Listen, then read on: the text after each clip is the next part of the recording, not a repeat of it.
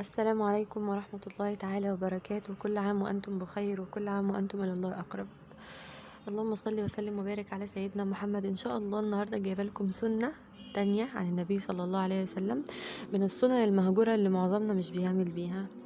كان في بنت كلمتني على الواتساب عندي وبتقول لي: يا آية، أنا بنام بحلم بكوابيس. قلت لها: ليه يا بنتي، انتي مش بتصلي؟ قالت لي: بصلي وكل حاجه، بس بنام بحلم بكوابيس. سالتها سؤال معين، قلت لها: بتعملي ايه قبل ما تنامي بالظبط؟ قالت لي: ولا حاجه، ما بيجي لي نوم بنام. قلت لها: لا، كده غلط. انا هقول لك على حاجه اعمليها وبعد كده قولي لي حسيتي بايه وبقيتي بتحلمي بكوابيس ولا لا.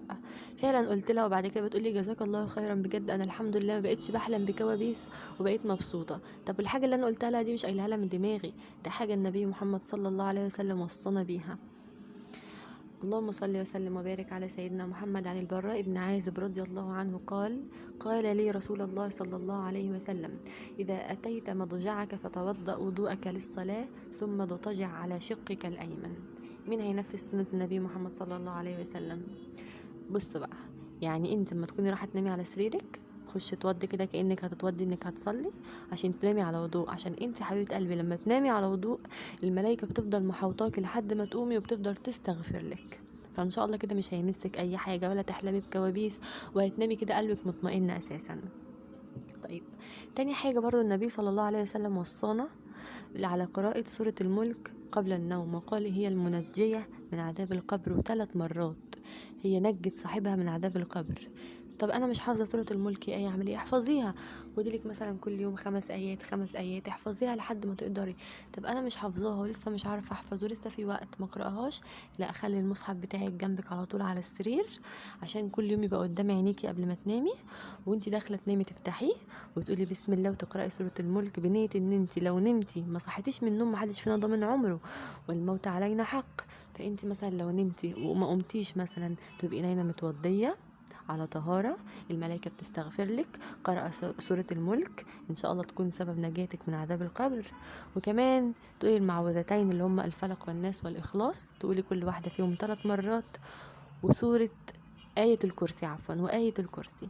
آية الكرسي اللي مش عارفها هيلاقيها في آخر سورة البقرة، اللي هي من أول: الله لا إله إلا هو الحي القيوم لا تأخذه سنة ولا نوم. الآية اللي احنا بنقولها بعد كل صلاة، بعد ما بنختم الصلاة بنقولها. يبقى احنا كده ننام على وضوء عشان الملائكة تستغفر لنا، نقرأ سورة الملك عشان تكون سبب لنجاتنا من عذاب القبر، نقرأ المعوذتين اللي هو الفلق والناس والإخلاص. اللي بيقول المعوذتين يعني بيحصنوه، مفيش أي حاجة بتمسه بقى، لا جن ولا الكلام دوت إن شاء الله. وكمان بإذن الله نقول آية الكرسي. كده احنا مثلا افترضنا نمنا ما قمناش، يبقى احنا كده نايمين على طهارة وعلى ذكر الله وعلى قراءة القرآن، وان شاء الله نخش الجنة. طب قمنا وصحينا تاني، وان شاء الله ربنا يرزقكم كلكم طولة العمر يا رب، وحسن العمل وحسن الخاتمة. يبقى احنا برضو نايمين محصنين نفسنا ان احنا ما نحلمش باي كوابيس او باي حاجة وحشة. سنة سهلة جدا جدا جدا، يا رب اللي مش عارفها يعمل بيها، وعرفها دلوقتي يعمل بيها ويعرف صحباته برضو. الدال على الخير كفاعله. هي حاجة بسيطة، وانا قلت انا مش داعية الى الله ولا مفتية ولا اي حاجة خالص، انا عادي جدا بيكون عندي معلومة بسيطة بحب اشارككم بيها عشان تستفادوا.